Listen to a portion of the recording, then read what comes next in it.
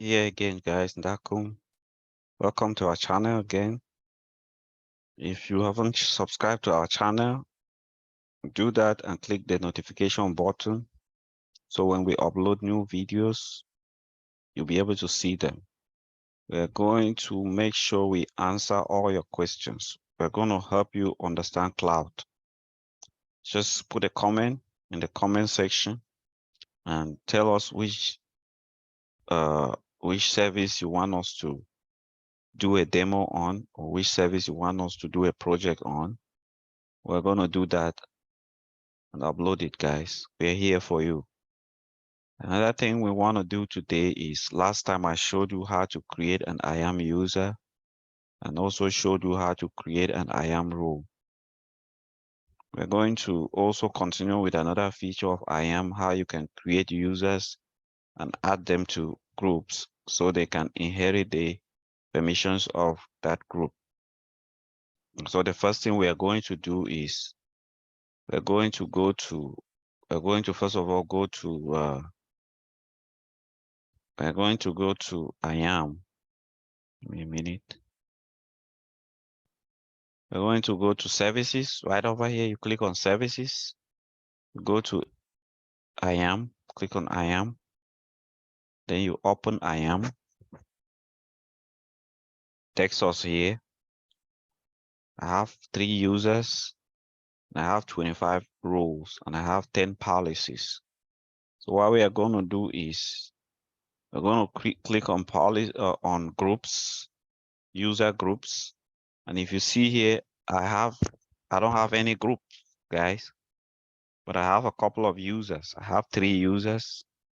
Look here, I have 3 AWS users, IAM users.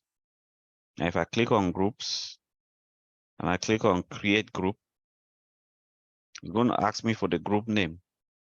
Let's take, for example, I want a group that hosts DevOps engineer or the DB team. I can do DevOps. That's the group name. Now I can add users to the group now, but for now, let's not add any user. Now, another thing, permissions to the group. When you create a group, guys, you need to attach the same way we created a user and attach permissions is the same way you attach permission to the group. What happens is that if I attach any permissions to this group, any user I add, if I create a user and don't give them any permissions and add them to this group, they automatically will inherit the permissions of this group. So for now, let's just give this group let's just say EC2 and full access to this group. So everybody in that group will have full access to EC2. So that's the permission we're giving to it, and click create group.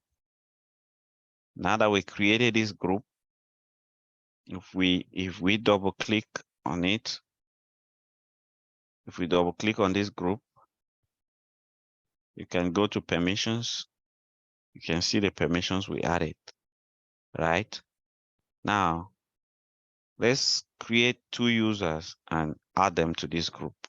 Again, to create users, click on add users, give a name. Let's just say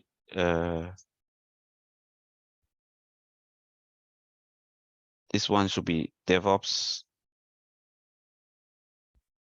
Let's say DevOps underscore user 1. That's the first DevOps user. He will have access to the console and programmatic access. So create an IAM user, and then let me just custom the password because I need to know the password to log in.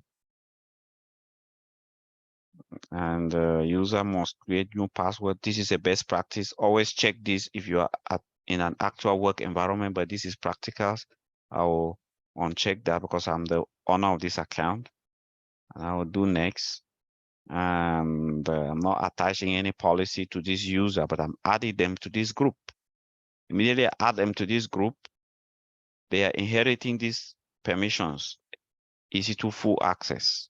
That's what they will inherit. So they'll be able to use the permissions of this group. So next, and create user. So this user has been added to that group. If you go back